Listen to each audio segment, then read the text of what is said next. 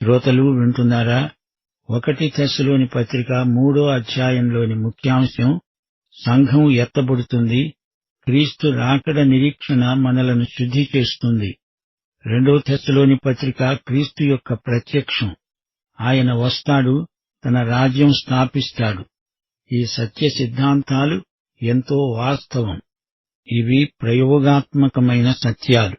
ఈ రోజున యేసు రెండో రాకడ ఒక సిద్ధాంతమై తీవ్రతను, ఆత్యయికతను కోల్పోయింది. రాకడను గురించి తెలుసుకుంటే చాలు అని అనుకుంటున్నారు. ఈ ఆసక్తి మంచిదే కాని ఆయన వచ్చేలోగా ఆయన అప్పగించిన పని చేస్తున్నామా లేదా అనే ఆలోచన ఉండాలి. అయితే అది చాలా మందిలో సన్నగిల్లింది. యేసు రాకడ భావన మన జీవితంలో ప్రథమ స్థానం వహించాలి. ప్రతి పని యేసు రాకడ దృష్టిలో చేయాలి. యేసు రాకడ తలంపులు మనలను క్షాళన చేస్తాయి. మన జీవితాలు మారిపోతాయి. జీవిత శైలి ఏ రోజుకా రోజు కొత్తది అవుతుంది. సంఘం ఎత్తబడటంలో మన నిరీక్షణ సంపూర్ణ సిద్ధి నొందుతుంది. ప్రభువు తన వారి కోసం త్వరలో వస్తాడు. ఇది ఒక సిద్ధాంతం మాత్రం కాదు, వేదాంతము కాదు. యేసు రెండో రాకడ ఈ పత్రికలు రెండింటిలో ముఖ్యాంశం. నేను తెస్సలోని విశ్వాసులను చూడాలని ఎంతగానో కోరుతున్నాను. ఆరాటం ఎక్కువవుతోంది, కాని ఏథెన్సులోనే ఉండిపోవాల్సి వచ్చింది. తిమోతిని పంపుతున్నాము. శీల కూడా అతనితో వస్తాడు. డాక్టర్ లూకా కూడా వారితో ఉంటాడు. వీరు తెస్సలోని వరకు వస్తారు. పౌలు ఆ సంఘ బిడ్డలను ఎంతగానో ప్రేమించాడు. ఒక తల్లిగా, తండ్రిగా వారిని వాత్సల్యంతో ప్రేమించాడు. వారికి సోదరుడై తోడై ఉన్నాడు. వారిని ప్రభువు దగ్గరికి నడిపించాడు. వారి పట్ల తనకెంతో ప్రేమ, అంతఃకరణ. యేసు రాకడ సమయంలో వారే తనకు మహిమ, ఆనందము. ఆ సమయంలో విశ్వాసులందరూ అమూల్యమైన బహుమానాలు ప్రభువు నుండి స్వీకరిస్తారు. అందుకే వారి నుండి ఎడబాటు దుర్భరమనిపిస్తోంది. తెస్సలోని సంఘాన్ని ఇంకా బలపరచవలసి ఉంది. కొన్నాళ్లు వారి మధ్య ఉంటే బాగుండేది అనిపించింది. అక్కడి విశ్వాసుల భవిష్యత్తును గురించే పౌలు ఎక్కువగా చింతిస్తున్నాడు. వారిని ఆదరించాలి. ప్రయాసముతో కూడిన ప్రేమ పౌలుకు ఉంది.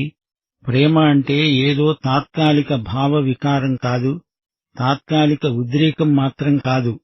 ప్రేమ అవతలి వ్యక్తి క్షేమాన్ని కోరుతుంది. ఇతరుల క్షేమం కోసం ఎంతటి త్యాగానికైనా సిద్ధమే. అది క్రైస్తవ ప్రేమ. పౌలంటున్నాడు, నేను తిమోతిని పంపుతున్నాను. ఈ తిమోతి మన సహోదరుడు, దేవుని పరిచారకుడు, సువార్తికుడు, సువార్త సేవకుడు. క్రీస్తు సువార్త విషయములో దేవుని పరిచారకుడు, మన తోటి పనివాడు, సహోదరుడు. క్రీస్తు సువార్త ప్రకటన మన సేవ. సాంఘిక సేవను నిర్లక్ష్యం చేయడం కాదు. సువార్త సేవలో సాంఘిక సంక్షేమం ఇమిడి ఉంది. అనేక సాంఘిక దురాచారాలను సువార్త రూపుమాపింది. బానిస వ్యాపారాన్ని కూకటి వేళ్లతో పెకలించి వేసింది సువార్త సేవ. సువార్త సేవకు ఫలితంగా బాల కార్మిక వ్యవస్థ కుప్పకూలిపోయింది. ఎన్నో ఆస్పత్రులు నెలకొల్పబడ్డాయి. సువార్త విన్న ఖైదీల వ్యక్తిగత జీవితాలు పరివర్తన చెందాయి. మారిన జీవితాలు స్వచ్ఛంద సాంఘిక సేవ చేస్తాయి. సువార్త సేవకు ఫలితమే సామాజిక స్పృహ. దేవుడు లేని సామాజిక సేవ మానవుని స్వార్థం చేత వెర్రితలలు వేస్తుందనేది అక్షరాలా నిజం. ఆత్మ స్వస్థత పొందిన వారు శరీర స్వస్థత విషయమై శ్రద్ధ వహిస్తారు. పౌలు అంటున్నాడు, నేను సేవకుణ్ణి. సువార్త ప్రకటన పరిధిలోనే పౌలు సేవ ఉంది. క్రీస్తు సువార్త ప్రకటించబడినప్పుడు దానికి ఫలితమైన మేళ్లు ఎన్నో ప్రజలకు చేకూరుతాయి. సాంఘిక సేవ ఒంటరిగా ఉండదు. సువార్త సేవకు జత చేయబడుతుంది. దేవుడు జత చేసిన ఈ రెండిటిని మనము వేరు చేయకూడదు. సువార్త శాశ్వత సహాయం, ప్రజాసేవ తాత్కాలికం. పౌలంటున్నాడు, నేను తిమోతిని మీ దగ్గరికి పంపుతున్నాను. అతడు మీ విశ్వాసముందు మిమ్ములను స్థిరపరుస్తాడు, హెచ్చరికలిస్తాడు. ఈ పరిచర్య చాలా గొప్పది. నిర్గమకాండం 17వ అధ్యాయం 12వ వచనం, మోషే చేతులు బరువెక్కగా వారు ఒక రాయి తీసుకుని వచ్చి అతడు దానిమీద కూర్చోవడానికి దానిని వేశారు. అహరోను, హోరు ఒకడు ఈ ప్రక్క ఒకడు ఆ ప్రక్క అతని చేతులను ఆదుకొనగా అతని చేతులు సూర్యుడు అస్తమించే వరకు నిలకడగా ఉన్నాయి. మోషే ప్రార్థన హస్తాల మీద ఇశ్రాయేలు విజయం ఆధారపడి ఉంది.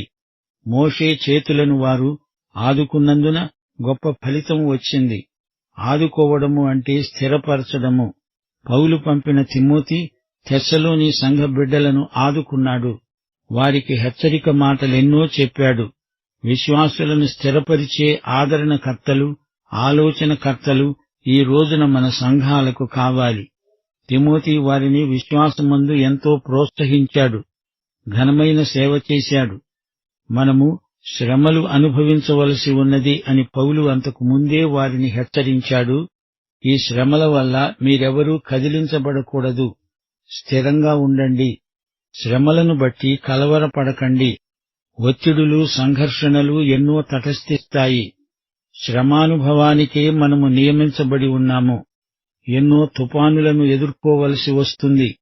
అవి తాత్కాలికమే అయినా వాటిని తప్పించుకోలేము. మనకు కష్టాలు, కడగండ్లు తప్పవు.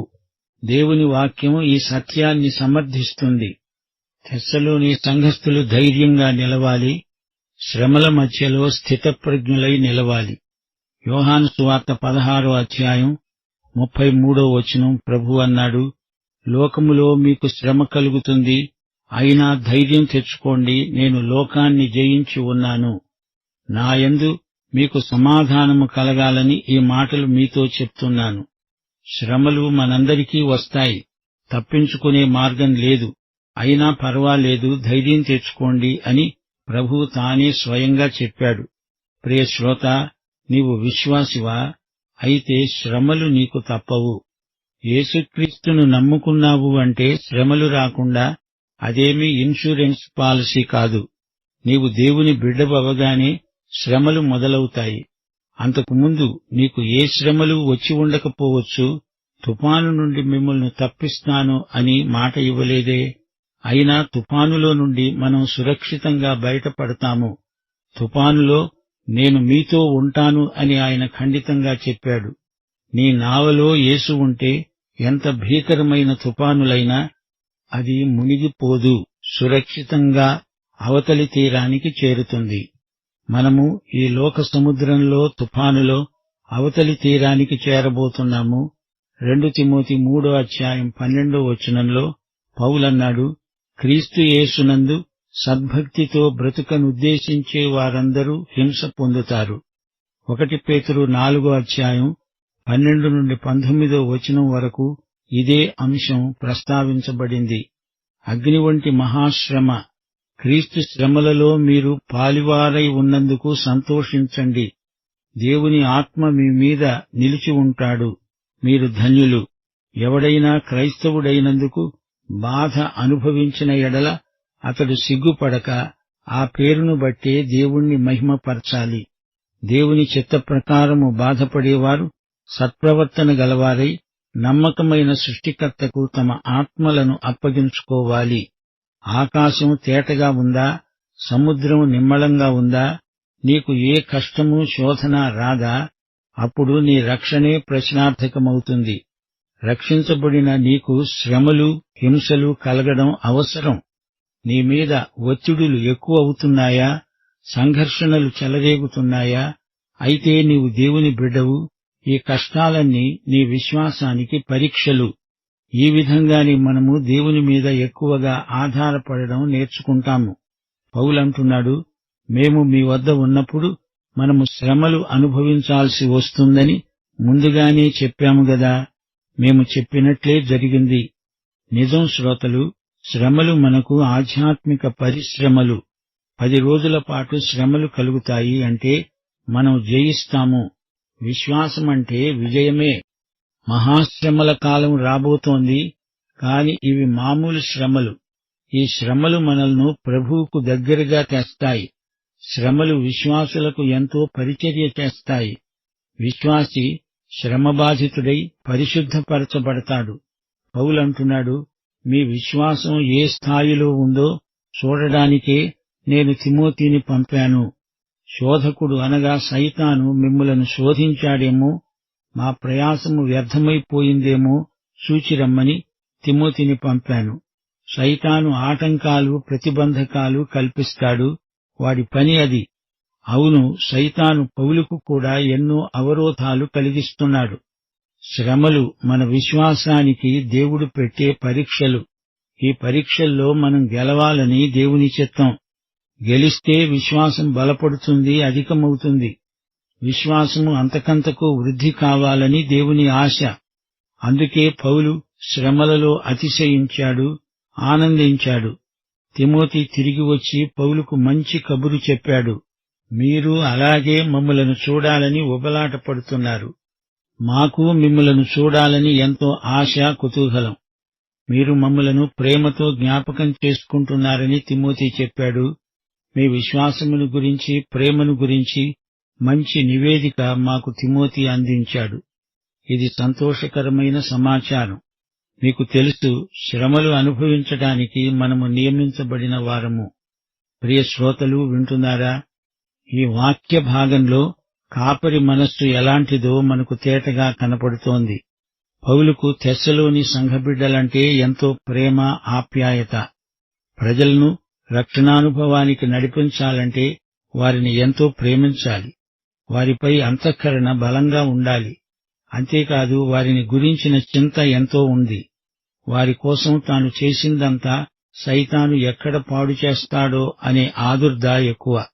పౌలు మనసంతా వారి మీదనే ఉంది. శోధనలను తట్టుకొని వారు నిలువబడాలని పౌలు కోరిక. అంతేకాదు, వారికి సాయం చెయ్యాలనే అభిలాష పౌలులో ఉరకలు వేస్తోంది. పౌలు తిమోతిని తెస్సలోనికకు పంపడంలో ఉద్దేశ్యం వేగు చూడడం కాదు, వారి లోపాలెన్నడం కాదు, వారికి సహాయం చెయ్యాలనే తిమోతిని పంపాడు. వారి తప్పులను ఎత్తిచూపి పొద్దస్తమానము వారిని గద్దించేవాడు మంచి కాపరి కాడు. వారిని చక్కదిద్ది వారిని అభివృద్ధి దిశగా నడిపించాలని కాపరి ఎల్లప్పుడూ ప్రయాసపడతాడు. ఇతరులను ఖండించడము, దండించడము కాదు, వారికి సహాయం చేయడమే కాపరి ధ్యేయం. పౌలుకు కాపరి మనస్సు ఉంది. పౌలుకు ఎంతో ఆనందం. తన విశ్వాసులు సత్యమందు నిలకడగా ఉన్నారని పౌలు ఎంతో ఆనందిస్తున్నాడు. తాను నాటిన మొక్క ఎదిగి వేరూనుతున్నదంటే తోటమాలికి ఎంతో సంతోషమనిపిస్తుంది. తన కుమారుడు పరీక్షలో గెలుపొందాడంటే తండ్రికి సంతోషం కలగదా? శ్రమల మధ్య పుట్టిన ఈ సంఘమును గురించిన శ్రద్ధ గలవాడై పౌలు వారి దగ్గరికి తిమోతిని పంపాడు. మీ వద్దకు నేను స్వయంగా రావాలని చూచాను కాని సైతాను మమ్ములను అభ్యంతరపరిచాడు. ఏథెన్సులో మేము ఒంటరిగా ఉండాల్సి వచ్చింది. ఈ ఎడబాటు సహించలేకపోతున్నాను అంటున్నాడు పౌలు. తండ్రి తన పిల్లలకు దూరంగా ఉండడం దుర్భరం, దుస్సహం. తాను ఏథెన్సులో ఉండిపోవలసి వచ్చింది. ఏథెన్సు గ్రీకు సాంస్కృతిక కేంద్రం. గ్రీకు మేధావులు ఎందరో అక్కడ నివాసమున్నారు. పౌలు ఒంటరిగా మిగిలిపోయాడు. శీల లేడు, తిమోతి లేడు. వారు ఆయా పనుల మీద వెళ్లిపోయారు. క్రీస్తు సువార్త విషయములో దేవుని పరిచారకుడు తిమోతి. క్రీస్తు సువార్త సేవలో తిమోతి దేవుని జతపనివాడు. అతడు సువార్త ప్రకటిస్తున్నాడు. దేవుని కొరకు మనలో ఒకడై క్రీస్తు సువార్తను ప్రకటిస్తున్నాడు. క్రీస్తు సువార్త ప్రకటనలో తిమోతి దేవుని సాధనం అంటూ పౌలు తిమోతిని ఎంతగానో ప్రశంసిస్తున్నాడు. ఈ వచనంలో పౌలు తిమోతిని తెస్సలోని సంఘస్థులకు పరిచయం చేస్తున్నాడు. సంఘ బిడ్డలను విశ్వాసమందు స్థిరపరచడానికి, హెచ్చరించడానికి తిమోతి వెళ్ళాడు. శ్రమల వలన కదలించబడకండి అంటే కలవరపడకండి అని అర్థం. నిజమైన విశ్వాసం కదిలించబడదు, స్థిరంగా నిశ్చలంగా నిలిచి ఉంటుంది. గలతీ పత్రిక 6వ అధ్యాయం 9వ వచనం, మనము మేలు చేయుటయందు విసుక్కోకుండా ఉందాము. మనము అలయక మేలు చేస్తే తగిన కాలమందు పంట కోస్తాము. దేవుని విత్తనం నాటబడింది అంటే అది బాగా ఫలించాలి. ఆటంకాలు తొలగిపోవాలి. శ్రమలు అనుభవించడానికి మనము నియమించబడిన వారము. క్రీస్తు కోసం, ఆయన సాక్ష్యం కోసం మనము శ్రమలు అనుభవించగలుగుతున్నామంటే అది మన ఆధ్యాత్మిక పరిపక్వతను చూపెడుతుంది. 1 పేతురు 2:21 క్రీస్తు మీ కొరకు బాధపడి మీరు తన అడుగుజాడలయందు నడుచుకున్నట్లు మీకు మాదిరి ఉంచిపోయాడు. దేవుని సేవలో మనకు తటస్థించే శ్రమలకు దేవుడే బాధ్యత వహిస్తున్నాడు. పతనమైన ఈ లోకంలో విశ్వాసులము మనకు శ్రమలు కలగడం ఆశ్చర్యమేమీ కాదు. నీతి నిమిత్తము హింసించబడేవారు ధన్యులు. నా నిమిత్తము జనులు మిమ్ములను హింసించి మీ మీద అబద్ధములు చెడ్డమాటలెల్లా పలికినప్పుడు మీరు ధన్యులు అంటూ ప్రభువు కొండమీద ప్రసంగించాడు. మరో సందర్భంలో ప్రభు అన్నాడు, మీరు లోక సంబంధులు కారు, నేను మిమ్ములను లోకములో నుండి ఏర్పరచుకున్నాను. అందుచేతనే లోకము మిమ్ములను ద్వేషిస్తున్నది. లోకములో మీకు శ్రమ కలుగుతుంది. అయినా ధైర్యం తెచ్చుకోండి, నేను లోకాన్ని జయించాను. అనేక శ్రమలనుభవించి మనము దేవుని రాజ్యములో ప్రవేశించాలి అని అపొస్తలులు బోధించారు. క్రీస్తుతో కూడా మహిమ పొందడానికి ఆయనతో శ్రమపడిన ఎడల క్రీస్తు తోడి వారసులము. యేసు యొక్క మరణానుభవమును మా శరీరమందు ఎల్లప్పుడూ వహించుకొని పోతున్నాము. యేసు నిమిత్తము మరణమునకు అప్పగించబడుతున్నాము. పౌలు తన సేవా జీవితంలో ఎన్నెన్నో శ్రమలు అనుభవించాడు. ఈ విధంగా శ్రమలు వస్తాయని పౌలు మొదటి నుండి వారికి చెబుతూనే ఉన్నాడు. మీ విశ్వాసమును తెలుసుకోవడానికి నేను తిమోతిని పంపాను అన్నాడు పౌలు. అనగా మీ విశ్వసనీయతను తెలుసుకోవాలని అతన్ని పంపాను. విశ్వాసానికి ఫలితమే విశ్వసనీయత. శోధకుడు మిమ్ములను శోధించాడేమో అని నేను కంగారు పడుతున్నాను. శోధకుడు అంటే అపవాది. వీడొక వ్యక్తి, దుష్టశక్తి. ఈ లోకంలో వ్యక్తుల జీవితాలలో ఎంతో కీడు కలిగించే సైతాను వీడే. పౌలు చాలాసార్లు తెస్సలోనియకు రావాలని చూచాడు గాని శోధకుడు ఆటంకపరిచాడు. సైతాను శోధించి మనుష్యులను నాశనం చేస్తాడు. ప్రియ శ్రోతలు, ఈ అధ్యాయం ఏ నేపథ్యంలో రాయబడిందో జ్ఞాపకముంచుకోండి. పౌలు తెస్సలోనిక సంఘాన్ని దర్శించలేకపోయాడు. తన ప్రతినిధిగా తిమోతిని పంపాడు. అపొస్తల కార్యములు 17:10 ప్రకారం పౌలు, శీల అక్కడి నుండి బెరయకు వెళ్లిపోయారు. అక్కడ ఆటంకమెదురైంది. అప్పుడు పౌలును ఏథెన్సుకు పంపివేశారు. అయితే శీల, తిమోతి బెరియలోనే నిలిచిపోయారు. అప్పుడు పౌలు చేత పంపబడిన వాడై తిమోతి తెస్సలోనికయకు వెళ్లి వారిని విశ్వాసమందు బలపరిచాడు, స్థిరపరిచాడు. అసలు విశ్వాసులకు శ్రమలు ఎందుకొస్తాయి? పాపాన్ని బట్టి వస్తాయా? విశ్వాసం బలహీనమైనందుచేత వస్తాయా? పౌలు ఈ అంశాన్ని వివరిస్తున్నాడు. విశ్వాసి జీవితంలో శ్రమలు ఒక భాగమని దేవుడు నిర్ణయించాడు. శ్రమానుభవం క్రైస్తవ సౌశీల్యాన్ని పెంపొందిస్తుంది.